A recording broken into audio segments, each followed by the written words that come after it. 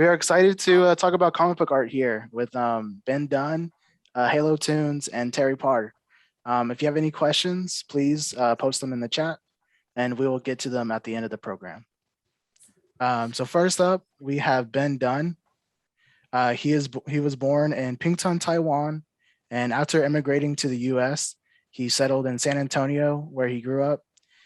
He discovered manga during his trip back to Taiwan, and he is the founder of Antarctic Press, which promotes the manga art form and is best known for Ninja High School and Warrior Nunarella. He has worked with Malibu Comics, Eternity Comics, Eclipse, First Comics, Now Comics, Marvel Comics, and DC Comics. And on TV shows like The Real Ghostbusters and Exo Squad. He is also one of the animators on the Warner Brothers film adaptation of P.K. Dick's novel A Scanner Darkly. And next up, we have Halo Toons. She is a comic creator, cartoonist, and colorist. Some of her coloring credits include the Kickstarter hit Aerobicide, El Peso Hero, and Ninja High School. Her upcoming comic creator projects include Texas Horror Anthology and Kitchen Witches. She has been teaching all ages art and comic making classes in person and online for over a decade. With the addition of Terry Parr and David Dube, they form the powerhouse indie comic company known as Shown Up Studios.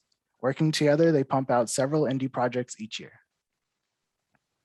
And her husband, Terry Parr, is a Korean American artist and writer currently living in Fort Worth. Terry is known for his comic and manga pinup style. His works can be seen on Ninja High School, Antarctic Press, Robicide, The Extreme Ninja Workout, Vampirella, Dusk Comics, Rio Bravo Comics, T Fury, and Project Acon.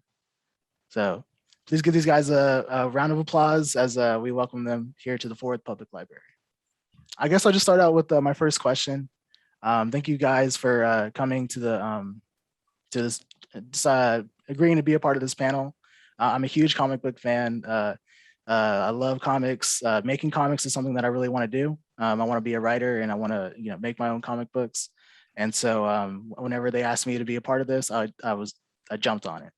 And so I have some questions here about the comic book creating process. So I'll start with my first question. I'll direct it towards you, Ben. What are some of the earliest comics you remember reading, and did those comics have an impact on your artwork today? Yes. Well, when I started reading, my father had a subscription to the local paper, and in those papers there was comic strips. They were a big part of the newspaper. I would always voraciously go to the comic section and start reading Peanuts and Dick Tracy, all those others comic strips, and I love the art form. I probably was a little bit ADD at the time, so reading comics was really easy for me, and I loved it. And then I graduated to Harvey with Richie Rich. I sort of skipped the Archie phase; it just never really appealed to me. And then I went into DC and Marvel comics and fell in love with those, and just started collecting them. And then when we went to Taiwan, I discovered manga, and I brought that over with me from Taiwan, and just wanted to promote that art form. And that's when I decided I wanted to get into comics and start drawing comics. I sent submissions to Marvel and DC all the time. They must have gotten really sick of me sending stuff in, but at the time they were really nice. They actually sent in back letters saying, hey, you're just not ready, thanks for sending it in, when they actually took the time to actually, at least acknowledge you, back then. But and then I started Antarctic Press. I decided, hey, I'm not going to get into the mainstream book, so I'm just going to start my own comic book company and just hopefully go from there. Nice. And Halo Toons, how about you? What were some of the earliest comics you remember reading, and did they have an impact on your artwork? Good question. My grandmother mostly raised me growing up, and me and my sister, and she had an antique book. She was an antique book dealer, but she would also deal in lots of other antiques. But one of her main thing was antique book dealing. And sometimes when she was buying giant lots of books, she would come across comics, comic strips, books with illustrations and stuff in them. And of course, she would just send them to me because she knew I liked to draw. So some of my very first comics was a graphic novel compilation of the first like 25 comics of Batman. And then so you get to learn like everything at once. Smurfs by Peyo. I know that sounds weird, but let me tell you, that artwork is amazing, and it's still to this day very unique and beautiful. And then as I got like a bit older, I got into Richie Rich as well, as you were saying, all of those kind of comics. And then I was really into the actually the Archie comics, but it was for Betty and Veronica because they're beautiful. And I love Cheryl Blossom. What a gorgeous character design. So for years I would use that. And then let's see, Naoka Takushi from Sailor Moon, and Rumiko Takahashi from Ranma Half and Inuyasha and all that stuff. I learned how to draw women in particular. I used to do a lot of pinups from those three. And then in middle school is when I really got into Antarctic Press stuff. So I started reading like Ninja High School and stuff like that, never realizing, but wishing that one day that I would actually work for Antarctic Press. And so I would say that and then comic strips like Garfield by Jim Davis really impacted my style, because I have two styles. I have like a more pinup, realistic comic book style, but then I also have a more cartoon kind of like Smurfy Garfield style. And I love doing them both. But yeah, I would say that all of that stuff definitely impacted and a lot of manga. Cool. And how about you, Terry? Some of the early comics you remember reading? I think like the very first character that I really liked was Superman, the Christopher Reeve, movies growing up. I think that was like the very first inkling of going in that direction of getting into comics. I think the earliest things I remember, I think maybe getting were like G.I. Joe, like the Marvel comic series.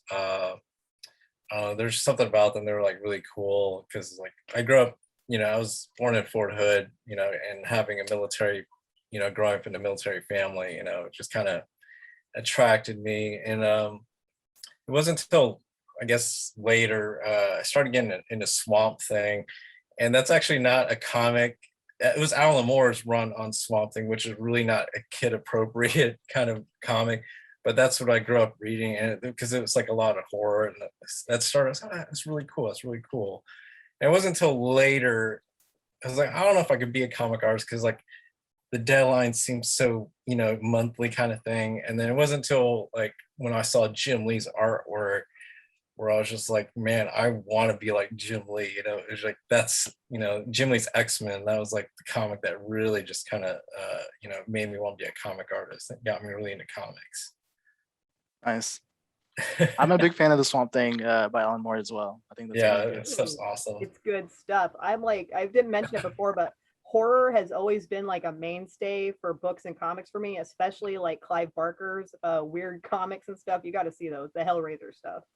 Oh, wow. It's weird. So I'll move on to my next question. What tools, and I'll start with Halo this time. What tools do you use for drawing or coloring comics, and do you prefer to work traditionally or digitally? Good question. All right. So originally, for about like when I was practicing for the first 20 years of my life, I did it 25 years of my life. I did everything traditionally because that's how you did it. And by traditionally, I mean not just like watercolor and like alcohol-based markers, pencils, stuff like that, but we used to have this thing called Zipatone. I'm not sure if any of you guys know what I'm talking about. I know some of you do. The comic tones. Now we have filters and brushes in Photoshop, but back in the day, you would have to buy packs of these, like, oh, I need a jeans material. Oh, I need this to look like a building. When you cut it up, it looks like stone, and you have to tape it on there.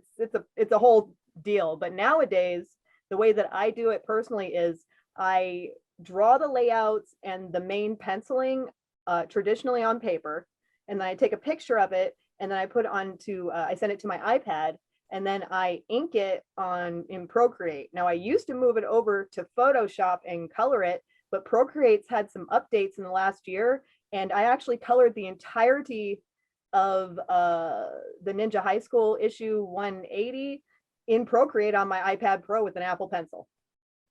It doesn't look like it because it looks like, because it is, but you can just do it all on the pad, because if you have a chronic illness like I do, I suffer from a couple of different medical conditions.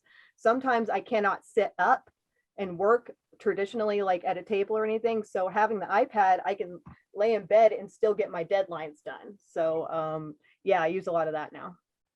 Cool. And how about you, Terry? What kind of tools do you use, and do you prefer to work in traditional or digital? Both. Every artist is different. Everybody has their own different ways of doing things. For myself, I prefer drawing with pencil on paper. For me, like that's what I grew up with, and that's what I think I'm faster at. I just use like a blue pencil, color erase pencil, and I also have like a HB lead. For me, it's just faster. That's just the drawing portion of it. Once I figure, I can figure it out all on paper faster for myself, because I tried doing all digital before, but there were too many options and variables that just kind of just messed with my head.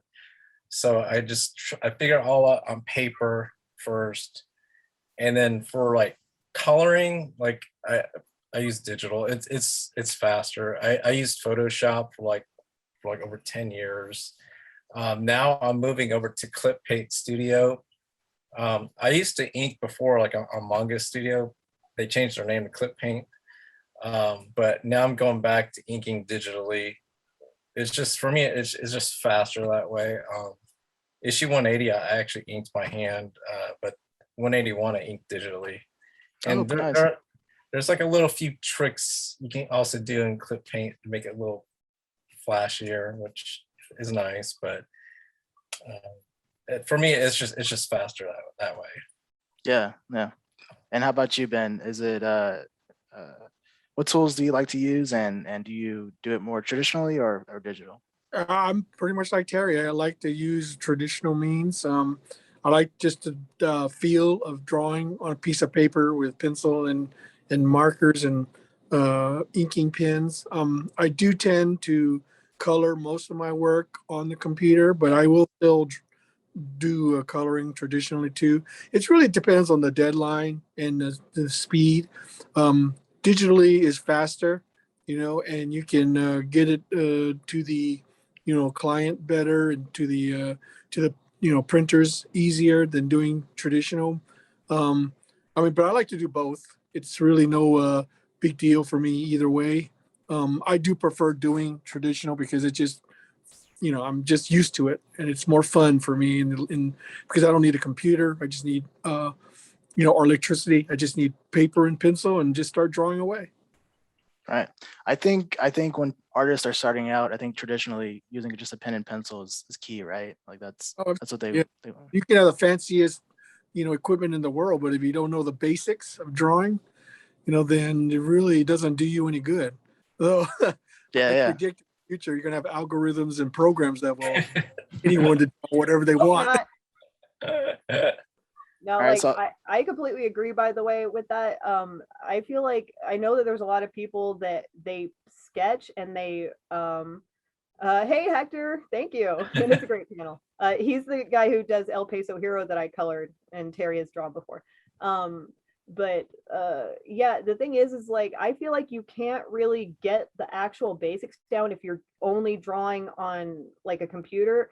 It's just something about having your sketch pad with you all the time, and then you get an idea and you're like, oh, and you just grab your pencil real quick and just jot it down. So convenience.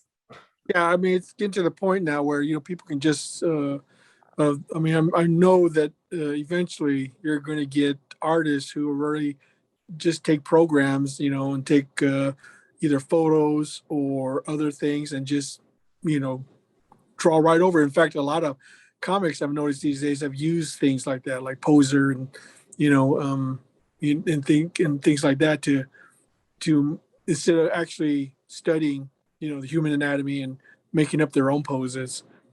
All right, so I'll move on to the question 3, and I'll start with Terry. Which part of the comic creating process do you enjoy the most, and what do you find the most enjoyable about making comics? What I enjoy the most, I would say about the first round, second round of like breaking down a script, because like the first pass, you know, like you read it and you're kind of getting an idea. It's like very basic, and then once you get that done, you kind of have like a basis idea. I think for me, like it starts to become really fun because you can really push things and, you know, really make things exaggerated, like in the second pass. And then like in the penciling stuff, it's like, it's a matter of you keep tweaking it, you keep making it better and better. And for me, that's the funnest part. For me, what the least fun is like coloring. Because it's for me, it starts to feel like a job, you know. But for That's me, why it it's gets just me to color. yeah. For me, it's like that creative process of like figuring it out, you know, molding it, shaping it. That to me, that's the funnest part of making comics. And how about you, Ben? Is it what is your favorite part of the comic book creating process, and what do you find the most enjoyable about it? Well, for me, the most enjoyable thing is just coming up with the ideas. I mean, I'm always wanting to do something different. You know, always wanted to try something new. You know, always wanted to create new characters and new story situations. The problem is I got too many ideas and not enough time to actually implement them. You know, so you know, it's one of those things where I'll have a sketchbook and I'll jot down an idea and I won't come back to it for maybe 5-6 years later. So, oh, I remember that idea. I should do something with it, you know. And so to me, that's the most satisfying part, is to come up with really cool, interesting ideas. You know, and the actual writing and drawing of the comic, that's to me is the hard part, you know, and that to me is the most difficult thing to overcome, you know, is to actually sit down and take that idea and actually, you know, make it come to fruition. Yeah. How about you, Halo? For me, I'm gonna say a little of both here. As what Ben said, the concept period is probably my absolute favorite one, because you can just go crazy with that. You're just like, let's put every idea down. You just like fill up pages full of different sketches. You're like, this character is gonna throw candy and it's gonna explode in people's faces, and there's a rhinoceros for some reason. You know what I mean? So and you come up with all these fun ideas. And then for me, the kind of like slightly stressful part, I still enjoy it, but the slightly stressful part is the first pass of the layouts. The layouts is because the thing is then you're trying to get everything and you're like, oh crud, I have to get all these amazing ideas and then actually make it to where people will want to look at it. Yeah. So then you have to get, you know, translate that and then the script into like something that people can understand. But then my other two favorite parts, when you're doing the final pass of pencils and then going into the inking, each time you draw it and ink it and pencil it, you're always refining it just a little bit more and stretching it just a little bit more to make it better, more interesting, more flashy. And that's always fun because you're just like, oh, let's put some cherries over here. You know what I mean? Cherry on top of the icing, you know what I'm saying? And then the coloring part, I actually really enjoy that. I studied color theory for many, many years. So I really like to get behind the psychology of color. So, you know, if someone's, you know, in danger in a scene, then depending on where they're at, then I'm going to look up, well, what reads danger to people, like reds and oranges. Sometimes it depends, like, you know, maybe I'm going to have a whole black and white panel with just a little bit of green in it to show like there's something eerie going on here. Like I love thinking about that type of thing and like what this color conveys. I don't just color the page. Like coloring comes, it always sounds like, oh, you're coloring like a coloring book. Not at all. There's a lot of thinking process that goes into it. And then on top of all of that, you also have to render it. Rendering meaning you have to shade and highlight certain areas. And then you have to add texture because, you know, if someone's wearing a jean shirt, it's not going to really look that way unless you put the texture of jean material into it somehow. So that part is like literally just the icing on the cake for me. I love it, which is why Terry has a tendency to let me color his stuff because he's like, I don't want to look at this anymore. Just take it. I'm like, okay, I got it. Yeah. All right. So, and I'll ask this question to Ben Dunn. What advice would you give to people out there who have never made a comic but want to create their own comics? Well, the hardest part is to actually get started.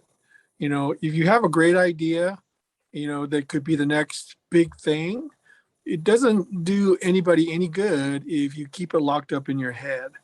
The thing is that you have to make the decision and actually just get started. There's like an old saying, the journey of 1,000 miles starts with the first step. It's the same way with any creation, with any creator.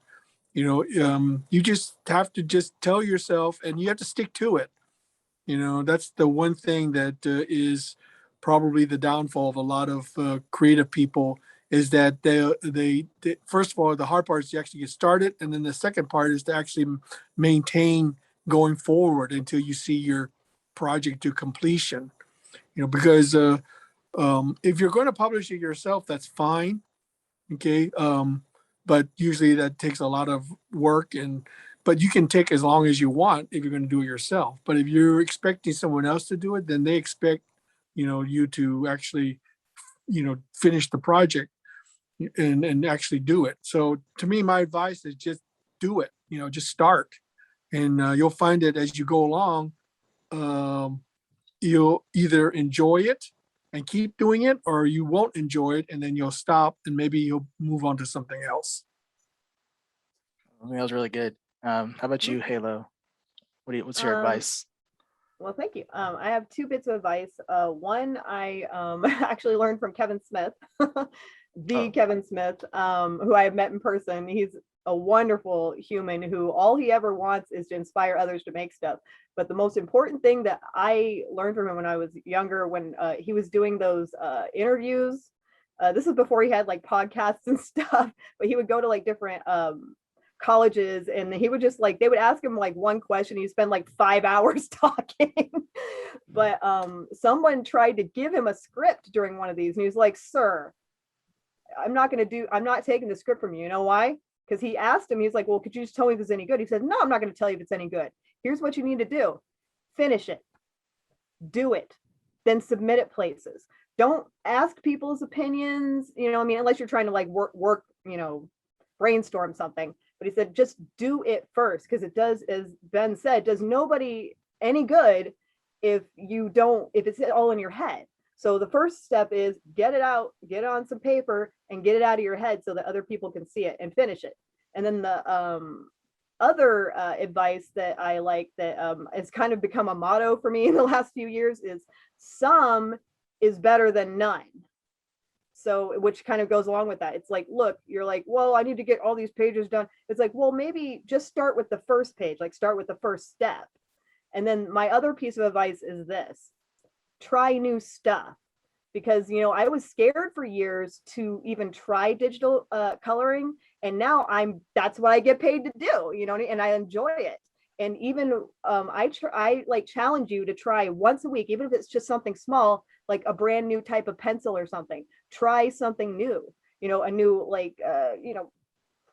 art supply, try a new program, try a new brush in Photoshop, just because you never know, you may find that next thing that you just love to put in all of your comics. So put it down, get it out of your head, and then try something new. How about you, Terry? What is some advice you'd give to other comic book creators out there or aspiring? Like what they all said, just do it. Once you get your first issue completely done, you can enjoy yourself, because and it's more of a learning experience, learning from what it takes to make a comic, because a lot of people they want to make everything perfect, and just you have to drop that, nothing is ever going to be perfect. On the next project, you can learn from your mistakes and apply it to the next thing, and you'll just keep creating confidence. It's a learning experience. You keep getting better and better at it. And nowadays, it's so much easier to get a comic book printed. If you want to print one for yourself and try to sell it at a convention, because there's you can do the old school way. You can print it out, fold it, staple it, or there's places like Kablam, RA Comics Direct. You can print on Kablam. You can print one copy of the book if you really wanted to, and and sell it. There's just nowadays there's not really an excuse of not ever finishing a comic and getting it printed. Like back in the day, there was like a minimum order you had to do, like it was like 3,000 or 5,000 I can't remember, and it was going to cost you like at least $2,000 for a black and white book. Nowadays, it's just so much simpler. So there's really no excuse for you not to do it. That's very good. So everybody who's listening, just do it. Just do it. Yeah, just do it. Make that thing. Yeah, just make it. All right. So I guess now we'll move to audience questions. We got one question from Colin Jackson. He says, do you use Greek, Roman, or North myth? I don't know if that means right, but do you use any Greek or Roman or any kind of mythology in your work? Anything like that? Norse. Or Norse. Maybe it's Norse. Yeah. It's Norse, as in Viking. I use everything. I'm, Yeah. I'm one of the guys that just likes to read. And then the thing is like, there's all sorts of stories that haven't been told. Like I'm sure that to me, it's always the act of discovery. Because I mean, even the most obscure, even the most of the smallest countries or groups of people, they have their own myths and legends, and they all have great stories to tell. I think there's a lot of untapped potential out there for using the mythology from other cultures. Because in the end, people just want to hear a good story. Yeah. How about you guys? Halo, have you used any kind of mythology in your comic book work? Oh, definitely. Like growing up, I was like, my family is very multicultural. We're all over the place. Y'all, like, trust me when I say, like, if you saw a picture of my whole family together, you'd be like, what? But so like we've always been like very open to like all different kinds of cultures and stuff. So like basically every single mythology I like that I can get my hands on, I want to study it. I love learning about it. But recently we've been trying to insert more Korean mythology into some of Terry's work, because he is of Korean descent. Our daughter is of Korean descent. So it'd be nice to kind of like put that in there. And then I always, because I've learned from my my grandmother and my great aunt, who actually is from England, I learned a lot of like Druid stuff from her, and a lot of fun witchy stuff from the two of them, because they're both self-proclaimed witches. And if you had ever seen their houses, you'd be like, oh, a witch lives here. There's peacocks, everything's made out of stone rocks. Why is there a koi pond? You know what I mean? There's bamboo everywhere. And they always taught me about some like Chinese mythology and stuff, which has been really fun. And then I studied a lot of like German, Scandinavian, because like I'm like, I mean, obviously I'm like German, British. I mean, come on, this light can't even get all this right.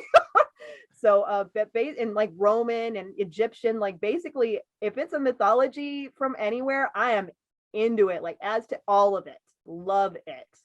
Yeah. Especially urban legends, and especially if there's monsters. Love monsters.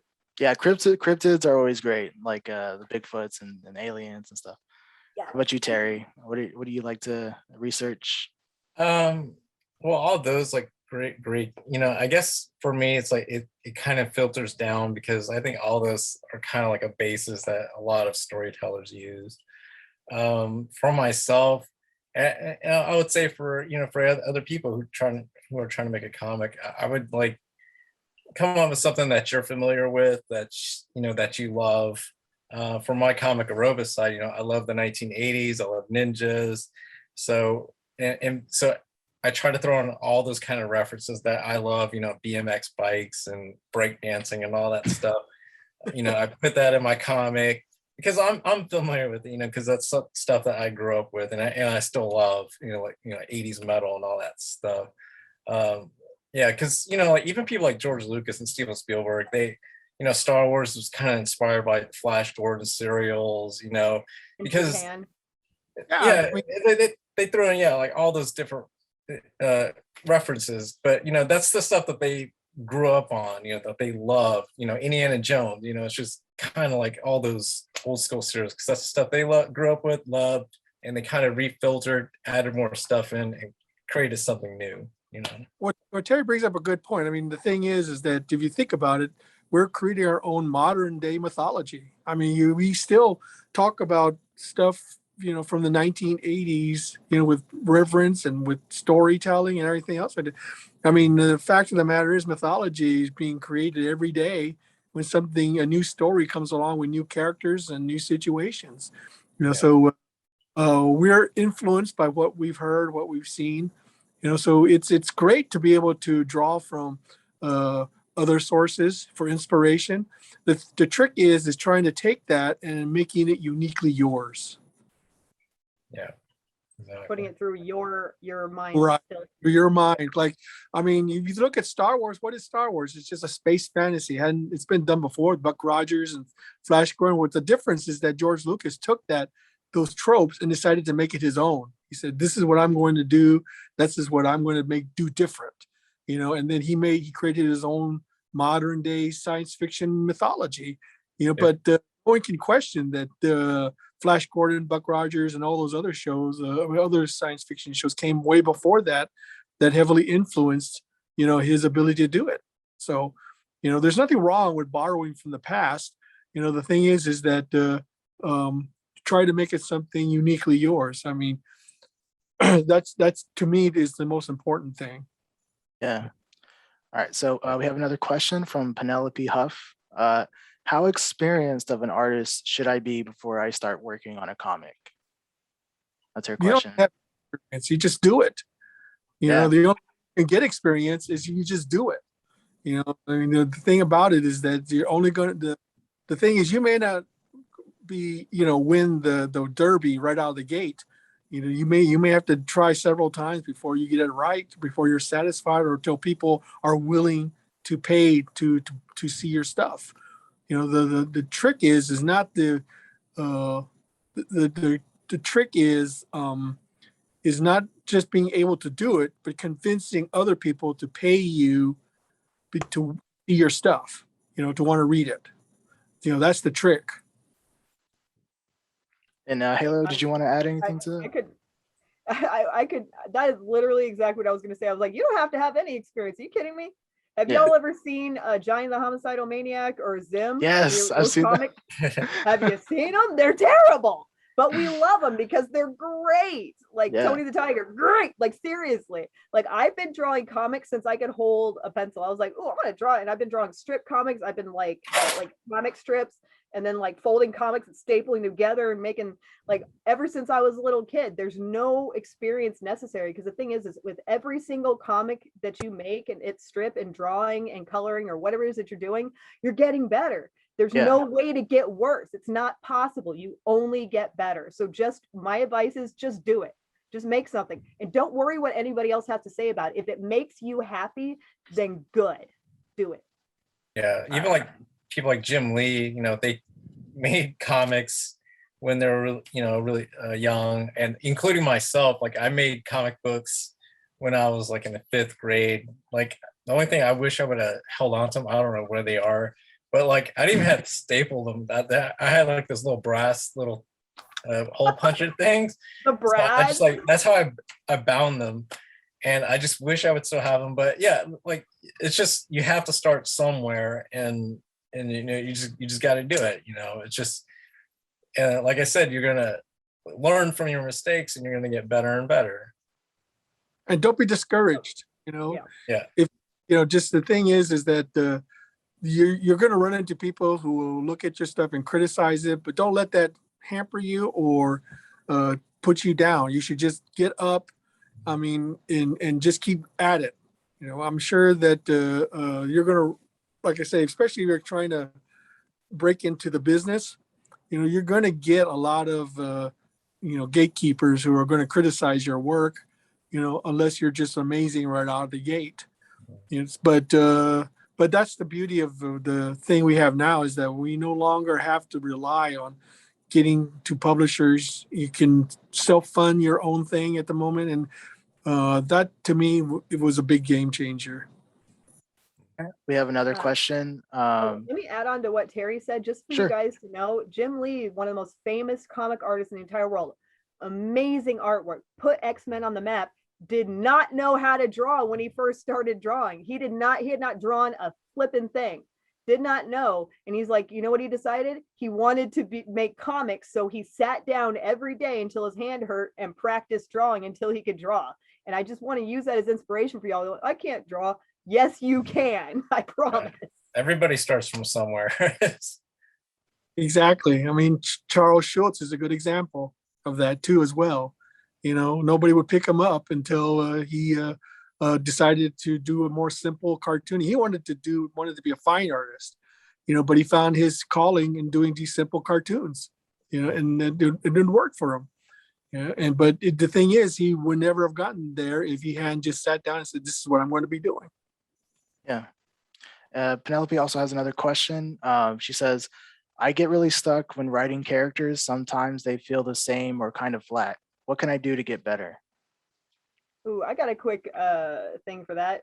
2 things. 1, collaborate. Nothing wrong with collaborating with another person. Like, we have a lot of different writers that we collaborate with.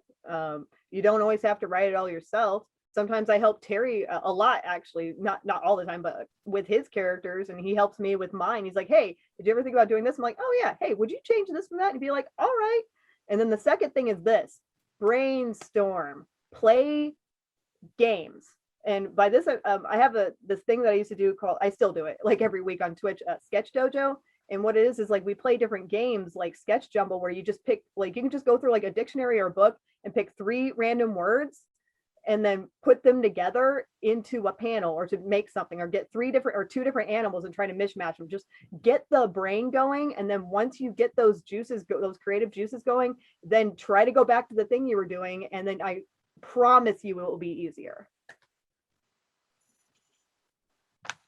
What about you, Ben or Terry? What do you have to say?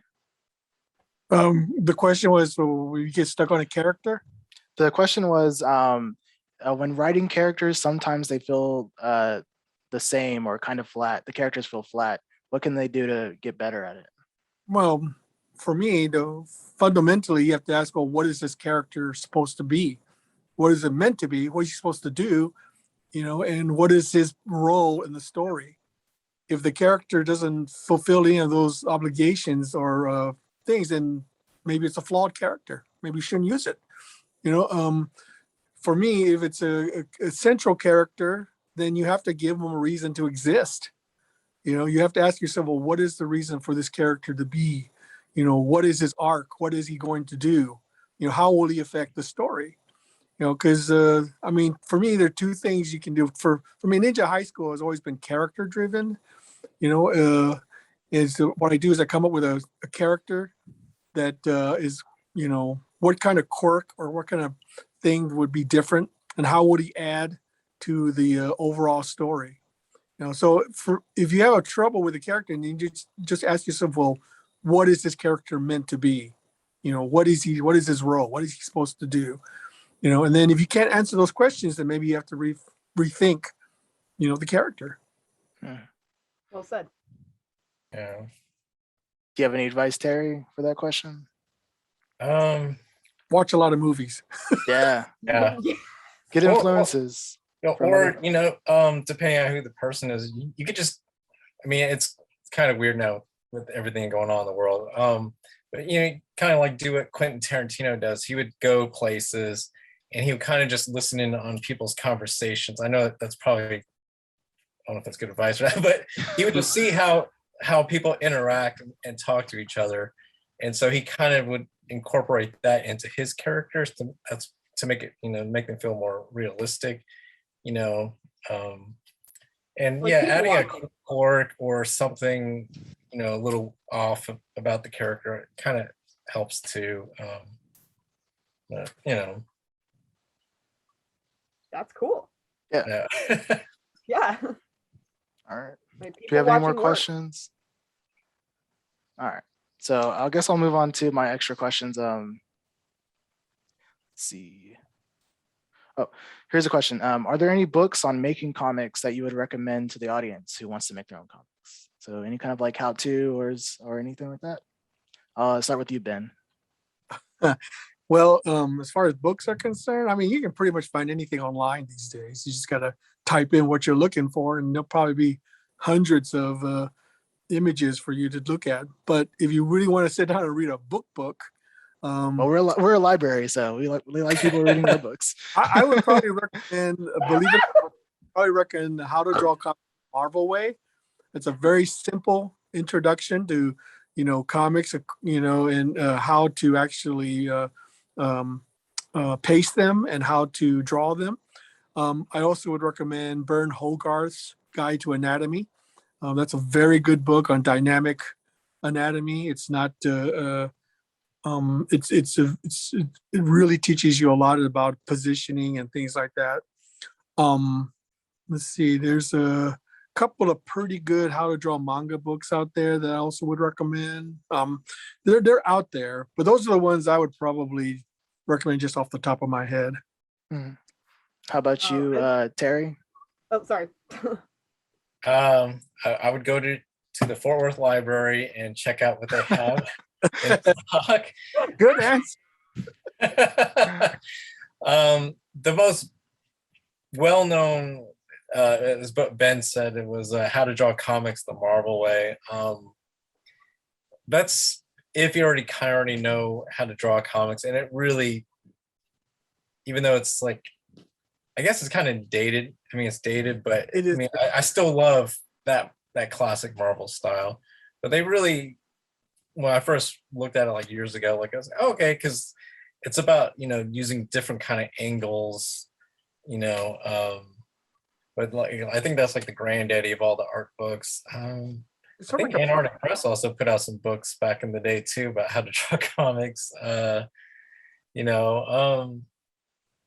Yeah, it's just Whatever you can find, right? Yeah. I'm trying to rack my brain, but how to draw. You can find that at a Five and Below. I think they might still have it, which is $5 for that book. That's pretty cheap. Or you can check it out at the library. Yeah. Well, Jennifer just posted that you can check it out at the Fort Worth Library. Yeah. But, to be honest, though, for me, my biggest teachers were just copying other artists. I would find a comic I really liked, and I would try to see, well, how did he do that? What was how did he do that line? How did he draw that particular face, or how did he draw and that's how I got started. I just copied other artists, and then I decided once I figured out how they did it, then I would just apply my own style. Yeah. I was actually going to suggest the same book, How to Draw Comics the Marvel Way. I also own that book. And it's and you can check it out at the library apparently, but it's honestly, I would highly suggest getting it because it doesn't just show you how to draw like figures and stuff. It also shows you like how to draw different panel styles, layouts. It teaches you about worm's eye view, bird's eye view, perspective, close-up shots, faraway shots, which is so important to make sure that you're varying the panels and the shots and that you're not shoving like 8+ panels on each page. You know what I mean? You want to make sure like, oh, this page is a splash page, that type of thing. And How to Draw Comics the Marvel Way is like one of the best ways to do that. But on top of that, I own probably 30 or more of the How to Draw Manga book series. I mean, they've got everything for everything. They have like a thing about how to draw like cars and stuff. They have a thing about how to draw like different faces around the world, like different cultures and stuff. They have ones that are just about perspective, ones that are just about coloring and writing. And on top of that, I would look up cartooning. I'm trying to remember the book that we have over there because my office is in the other room and I literally have like shelves of how to draw different kinds of books.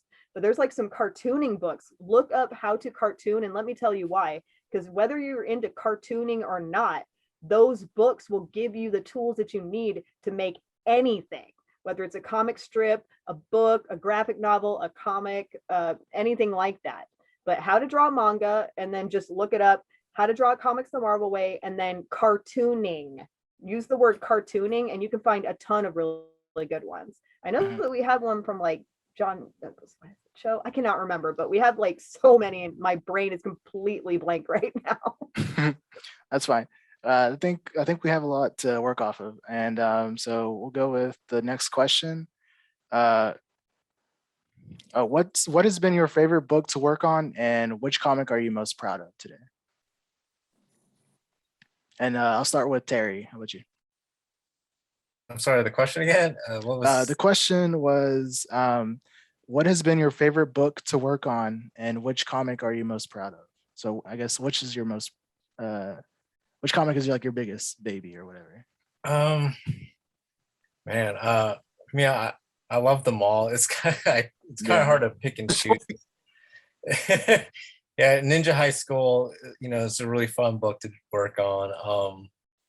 It's just like the most recent one that I complete, I think is always my favorite because like I'm always my art style and its skills are incrementally getting better and better. Aerobicide, I love that book too because not because like because I created it. Yeah. And I've come up with ideas before, with comics, but I never really finished them. But that one, it was just like I really forced myself to get it done. So I'm really proud about that. It's just some crazy idea, just to put it out there. Those are my favorites. How about you, Halo? You have any favorites? The one that well, the one that's I'm most proud of is honestly Ninja High School. I'm not just saying that because Ben's here. It's just true because it's just one of those things where you're reading the comics as you're growing up, and I was learning how to draw like some different characters from it, and I was learning, about American manga, from it. And I always kind of dreamed, but I never really thought that I could achieve that dream because like getting into comics back in the day, like in the 90s, I'm talking about the 90s right now, y'all, was really hard, from the 90s and back, so difficult. So I never would have dreamed that I'd be sitting here so many years later. I'm not going to say how many years later. But sitting here with Ben Dunn, okay, Ben Dunn, sorry, this is mirrored. With Ben Dunn, like, hey, I colored comics for you, like what? And then my husband's like drawing comics with me. Like that is like a dream that I never thought I could achieve. So I'm really proud of that. But my most favorite thing that I like to color is besides Ninja High School is Aerobicide, because Terry's stuff is super fun. Plus I kind of help him with some of the ideas a little bit here and there. And so I got to put my, stamp on it a little bit, just a little bit.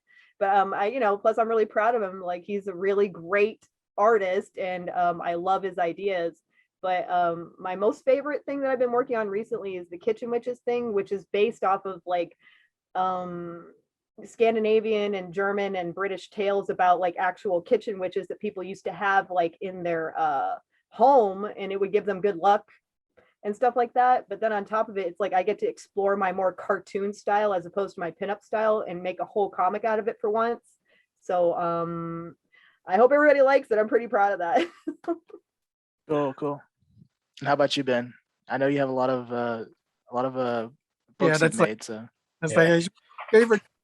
Tell you, but well, of course, I'm honored that Terry and Halo like doing Ninja High School. That to me is also my favorite series to work on because it's just so different than anything I've worked on, in the past. It allows me to just go crazy and just do fun stuff, whatever shoots my fancy. I've always thought of Ninja High School as just a way for me to come up with just weird ideas and just put it in there, and somehow it works, but I'm really most proud of that, but I had most fun working on Marvel Mangaverse. That was a lot of fun, and I just wish I still could keep doing it because there was just so many things I wanted to do that I can't do anymore, but that was really a lot of fun. So, but to me, Ninja High School is definitely, my number one thing that I am. I really want to get those Marvel mangas for the library. I really want to try to get those. Here's another question. What should writers of comics be aware of when teaming up with an artist and writing a script for the first time? So this is kind of a writer's question, but it's aimed at an artist to give their perspective, I guess. That's a very good question. I'll start with you, Halo. How about you? Well, okay, I'm sorry, I didn't mean to jump in on that, but I know it's a writer's question, but it is not. It is that is an artist question. Let me tell you. Yeah. The number one thing is, and I believe that Gail Simone said it, if it's going to take the artist 500 days to redraw stuff, just rewrite it. Oh my God, because it's more time consuming to draw the stuff than it is to write it. And so I love that she said that, because that's really smart. But then the other thing is you want to make sure that you're working with the artist, because it's like in your head, because I also write. So it's like in your head, it's like and writing it down, you're like, oh yeah, this is great. But then you don't realize, especially if you're directing them too much, you're like, well, I need this many panels on this page and this many panels on this page. And I need this specific, okay, hold up. Because it's like, do you want the artist to be an artist or not? And you got to remember that you're trying to inspire them with your words to create something. So if you confine them too much, then they can't do the very best that they can do. So I would say the top number one thing is to have an open mind and let people play with your toys. You know what I mean? You wrote the thing, let them play with your toys. And then the other thing is to just collaborate, because honestly, top number one thing, have fun, because you're making comics, yo. It's so fun. So don't try to make it all messy. Just have fun with it. I think that's some good advice. How about you, Terry? Do you have any advice for writers out there? Try not to have too many panels on one page.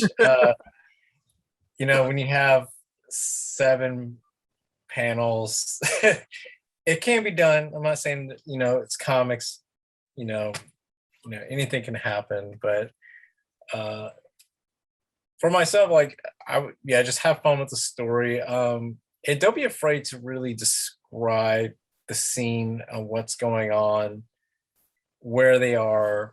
You can elaborate like what's going on in the background.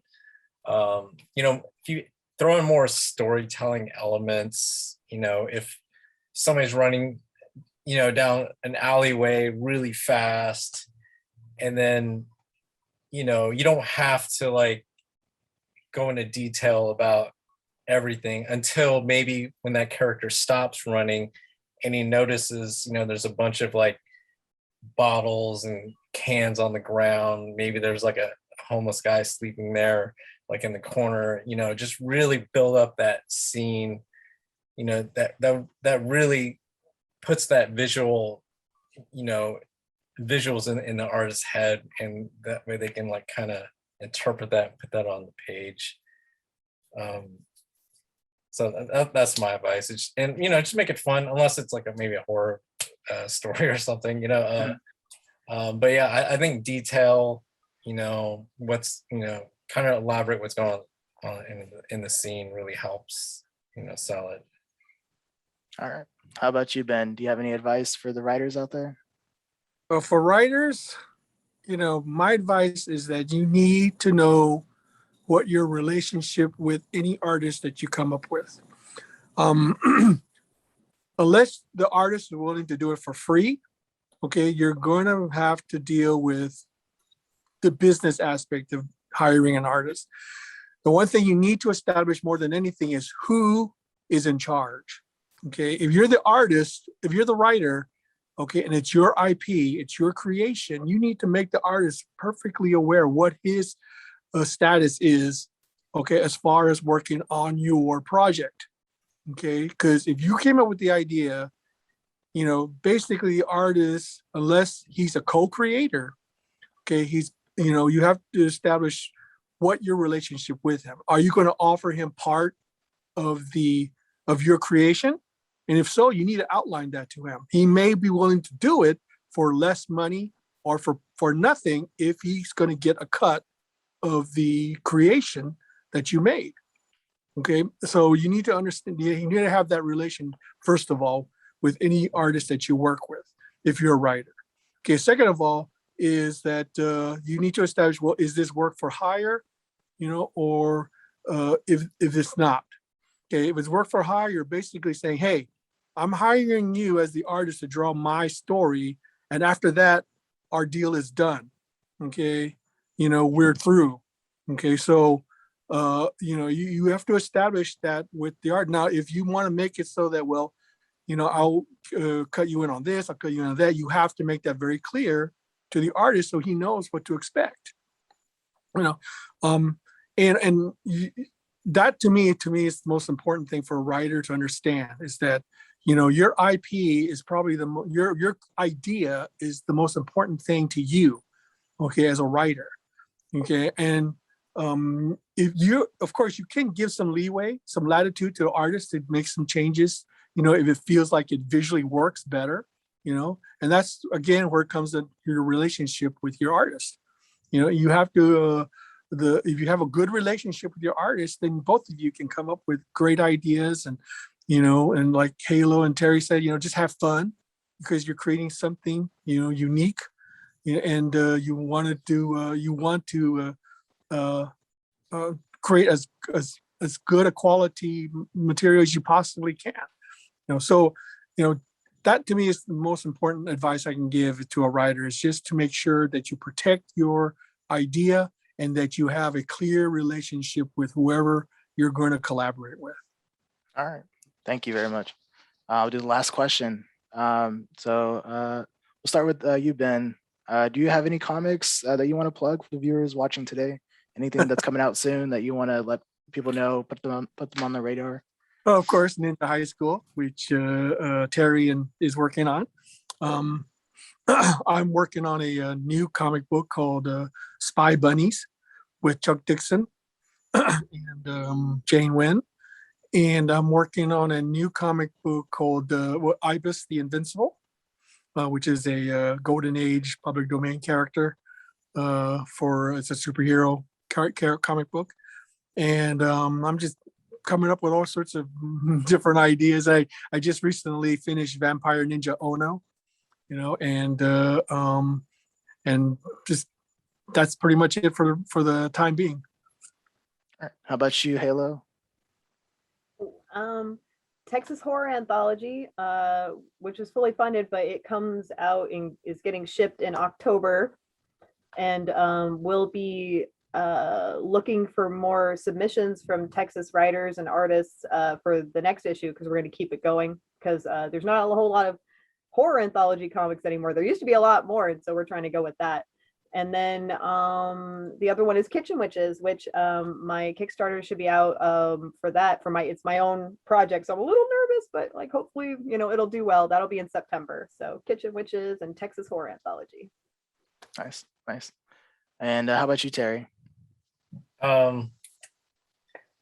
Aerobicide. You can find this on a Comixology. If you're on read on your iPad or whatever. And the other thing is that Ninja High School number 180 should be in comic shops right now. That's my first issue with Ninja High School. And I colored that issue. Yeah, Halo colored that. So that's in the finer comic shops you can find. That's also on Comixology, I believe. All right. Yeah. All right. So I'll be closing. So go ahead, guys. Go support these artists and these writers. You can find their work mostly in Antarctic Press and Showed Up Studios. You'll be able to find their work. Thank you for joining us. I hope you all had a really good time. Remember, if you're participating in the summer reading program, that you can use the code COMICS21 to get credit for attending. So get those points, guys. I hope we've inspired you all to start drawing and start creating your own comics. We will be posting this presentation on our YouTube channel next week. So please like our channel and turn on the notifications to get more content from us. You can find all these artists at the links that we provided here. And just go support these guys, because they're local Texans. So you'll be helping out some good people. And join us tomorrow night for the writers panel. Oh yeah. And join us tomorrow night at 6:30 for the writing and self-publishing panel. And we'll be talking to David Dube, Ben Napier, Taylor King, and Hector Rodriguez. We'll be talking about comic book writing and self-publishing.